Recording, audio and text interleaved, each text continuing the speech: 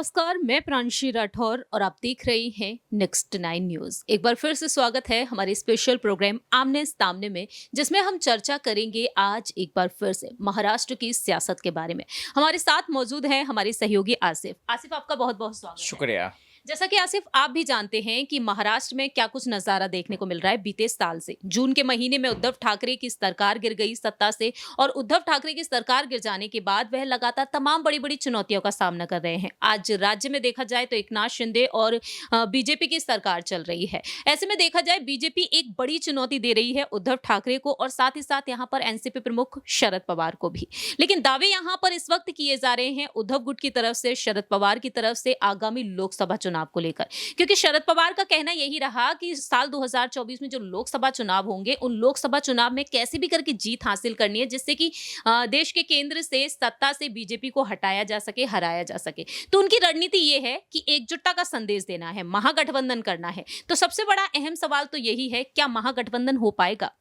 देखिए प्रांसी, इसमें कोई शक नहीं है कि एकनाथ शिंदे के लिए चुनौतियां तो हैं। वाकई बिल्कुल आपने सही कहा कि अगर एकनाथ शिंदे बेहतर प्रदर्शन लोकसभा चुनाव में नहीं दिखा पाते हैं, विधानसभा चुनाव में नहीं दिखा पाते हैं, हालांकि इसमें झटका उनको लग ही गया। एमएलसी के चुनाव में अभी हमारा आपने देखा कांग्रेस ने अच्छा प्रदर्शन किया।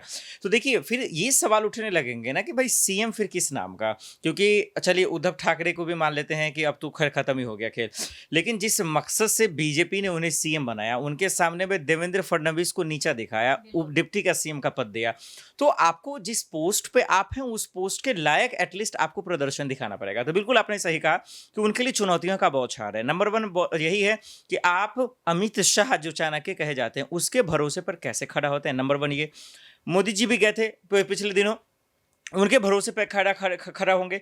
तीसरी सबसे अहम बात यह है कि जितने भी 40 विधायक के उनके संपर्क में हैं, क्या उनका अलग अलग क्षेत्र होगा, उनका अलग अलग पकड़ होगा, और तमाम सीटें अगर लोकसभा में परिवर्तन नहीं दे, क्योंकि देखिए ये पूरा प्लान मोदी जी को फायदा देने का, और अगर वहां से नहीं मिलता है तो फिर किसी काम का नहीं होगा। तो ये चुनौतियां हैं, मुझे लगता है कि वाकई में इसमें कोई शक नहीं है। और एकनाथ शिंदे शायद इस पर काम भी कर रहे होंगे, क्योंकि देखिए उनकी जीत आज कोर्ट में भी हुई, चुनाव आयोग में भी हुई, तो लाजमी है कि कॉन्फिडेंस तो होगा, लेकिन मुझे लगता है शायद अच्छा कर पाएंगे वो। देखिए आसिफ जी, आज जो हमारा अहम सवाल है वो इस मुद्दे पर बात करेंगे कि आखिरकार प्रधानमंत्री पद की दावेदारी आखिरकार यहाँ पर कौन आगे रखता हुआ नजर आ सकता है। ये बात आप बखूबी जानते हैं, आप भी तमाम रिपोर्ट साझा करते हुए नजर आ रहे हैं चैनल के जरिए। तो हमने देखा है कि राहुल गांधी सबसे आगे बने हुए हैं। देखा जाए तो जिस तरीके से मांग की जा रही है कि राहुल गांधी को पीएम पद की दावेदारी के लिए आगे किया जाएगा भारत जोड़ो यात्रा के जरिए, लेकिन यहाँ पर देखा जाए नीतीश कुमार भी हैं, शरद पवार भी हैं, अरविंद केजरीवाल हैं, ममता बनर्जी हैं, ये तमाम नाम हैं जो इस वक्त चर्चा में बने हुए हैं।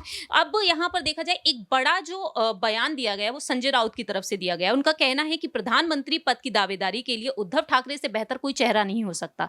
तो उन्होंने उद्धव के नाम पर मोहर लगाने की बात कर दी है। दूसरी तरफ संजय राउत कहते हैं कि राहुल गांधी बेहतर हैं, तो उन्होंने यहाँ पर देखा जाए एक ही पद के लिए दो नेताओं के नाम आगे कर दिए। दूसरी ही तरफ देखा जाए यहाँ पर राहुल गांधी के लिए उद्धव ठाकरे ने अपना बयान दिया था कि ये वक्त के साथ साथ पता चलेगा कि प्रधानमंत्री पद के लिए किसे आगे किया जाएगा।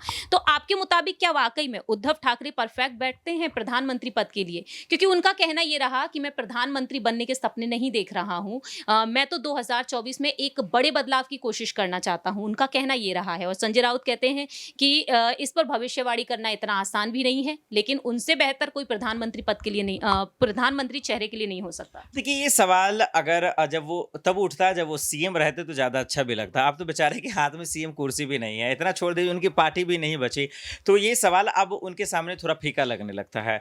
और जहां तक देखिए ये सवाल बहुत अच्छा है कि ऐसे वक्त में जब राहुल गांधी की अगुवाई कर रहे हैं, लोग उनके समर्थन में भी आ रहे हैं, नीतीश कुमार भी उनके सामने आ गए। एक वक्त ऐसा था जब नीतीश कुमार की चर्चा हुआ करती थी, ममता बनर्जी रेस में है, केजरीवाल जी रेस में है, तो तमाम दिग्गज हैं, कोई किसी से कम नहीं है। लेकिन जब मोदी जी को हम देखते हैं ना तो फिर ये लोग फीके पड़ जाते हैं। देखिए सिर्फ अपने आप को ये कह देना कि भाई मैं पीएम उम्मीदवारी के लिए काबिल हूं, ये नहीं है। जनता क्या सोचती है, आपका आपके राज्य में क्या छवि है, किस तरह का पकड़ है, ये बहुत बड़ी बात होती है। देखिए कहीं कहीं राज्यों में भले ही किसी अलग पार्टी की सरकार हो, लेकिन फिर लोकसभा में उनका बेहतर प्रदर्शन, जैसे मैं एग्जांपल से समझाता हूं, आप चले जाइए राजस्थान में, आप चले जाइए छत्तीसगढ़ में, यहां कांग्रेस की सरकार है, लेकिन लोकसभा में पूरी की पूरी सीटें बीजेपी के पास हैं। तो ये समझ में, दिल्ली में देख लीजिए आप, दिल्ली में विधानसभा में अरविंद केजरीवाल है, लेकिन लोकसभा के सातों में से सातों सीटें मोदी जी के पास है। तो जनता आम चुनावों में मोदी जी को समर्थन कर रही है, क्षेत्रीय चुनाव में उनको हटा रही है। तो दोनों फर्क है।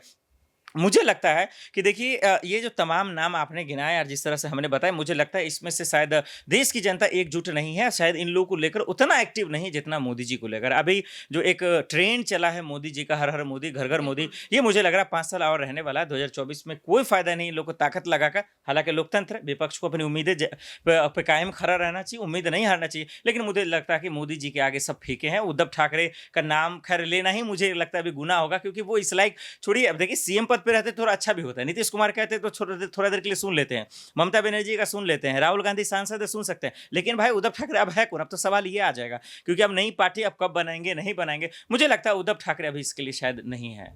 वाकई में जिस तरीके से यहाँ पर आसिफ ने अपनी बात रखी है, जिससे कहीं ना कहीं उद्धव ठाकरे इस रेस से पिछड़ते हुए नजर आ सकते हैं। लेकिन अगला अहम सवाल ये बनता है कि आखिरकार राहुल गांधी यहाँ पर क्या वाकई में उनको आगे रखना चाहेंगे या फिर नहीं, क्योंकि ये बात हम बखूबी जानते हैं कि महाराष्ट्र में कांग्रेस, राष्ट्रवादी कांग्रेस पार्टी और साथ ही साथ महाराष्ट्र में उद्धव गुट की जो शिवसेना है उसका गठबंधन जारी है। तो अब यहाँ पर राहुल गांधी क्या वाकई में उस गठबंधन की तरफ से किसी को आगे रखना चाहेंगे या खुद ही आगे आएंगे? इस पर आपकी क्या कुछ राय नहीं, रहेगी? बिल्कुल देखिए यही रास्ता ही है। अगर आप वाकई में देखिए, सब लोगों की मंशा क्या है कि भाई मोदी सरकार को हराना है, सबकी मंशा क्या है बीजेपी से हमें डिफेंड करना है।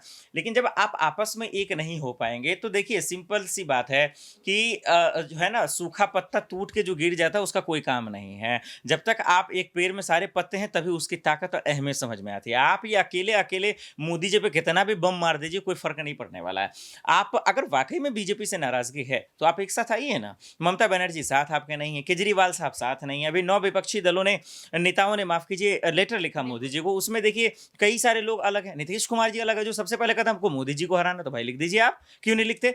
मुझे लगता है कि दरअसल राहुल गांधी कुछ इस तरीके से कुछ विपक्षी दलों ने आगे रखा है। आप अगर यही राष्ट्रपति चुनाव के वक्त अगर आप रखते, जो द्रौपदी मुर्मू जी का हो रहा था, यशवंत सिन्हा का हो रहा था उपराष्ट्रपति, तब भी अलग नहीं थे। यही वजह है कि देखिए हार हुई, और यही वजह है कि एक अगर आप नहीं होंगे तो अभी हार हो जाएगी। मुझे लगता है कि अगर राहुल गांधी लोगों के नजर में है, आप उनको आगे रखे चलिए, नहीं है तो फिर ममता बनर्जी को दीजिए, केजरीवाल को दीजिए, लेकिन एक होके जाइए। अलग अलग मुझे नहीं लगता कि मोदी जी का शायद कोई कुछ बिगाड़ सकता है। आखिरी छोटा सा सवाल यही रहेगा कि उद्धव ठाकरे से केजरीवाल की मुलाकात को आप किस नजरिए से देखते हैं? उद्धव ठाकरे केजरीवाल के साथ या फिर राहुल गांधी के साथ? नहीं देखिए, मुझे लगता है उद्धव ठाकरे, आप खुद ही आपने बता दिया गठबंधन है, वहां से था तो लाजमी है, एनसीपी उनके साथ है, शरद पवार उनके साथ है, तो लाजमी है कि वो उन्हीं के साथ जाएंगे। मुलाकात का एक अलग बात हो सकता है, लेकिन मुझे लगता है आप केजरीवाल को भी आगे कर सकते हैं। ये मतलब छोटे मोटे खिलाड़ी नहीं है। आज जो ईडी सीबीआई उनके पीछे पड़ी हुई है, ये दरअसल खेल यही है कि उनको डराना झुकाना ही है। मुझे लगता है कि अगर पूरा विपक्ष इनको साथ दे दे, अगर उद्धव ठाकरे क्या तमाम लोग दे देते हैं, मुझे लगता है कि बेहतर ऑप्शन होगा, और शायद जनता इन पर भरोसा भी कर ले। बहुत बहुत शुक्रिया आसिफ। जैसा कि आसिफ ने यहाँ पर तमाम सवालों का जवाब दिया है, अब देखना यही दिलचस्प होगा क्या वाकई में यहाँ पर अब जो लोकसभा चुनाव होंगे 2024 में, उन लोकसभा चुनाव के लिए राहुल गांधी कोई अपना अहम फैसला सुनाएंगे, क्योंकि मल्लिकार्जुन खड़गे साफ तौर पर यही कह चुके हैं कि नेतृत्व यहाँ पर वह नहीं चाहते हैं। ये तो वक्त के साथ साथ वह चुनाव लड़ेंगे, फिलहाल उनकी कोशिश ये है कि गठबंधन करना है। अब देखना होगा कि 2024 में जीत किसकी होती है और उद्धव ठाकरे का यहाँ पर क्या कुछ होता है, ये वक्त के साथ साथ ही पता चलेगा, क्योंकि शिवसेना पार्टी के नाम और चुनाव चिन्ह पर अब अगली सुनवाई 14 मार्च के दिन सुप्रीम कोर्ट में होगी। फिलहाल हमारी इस रिपोर्ट में इतना ही, लेकिन आपकी क्या कुछ राय प्रतिक्रिया है, या आप बता सकते हैं कमेंट सेक्शन में।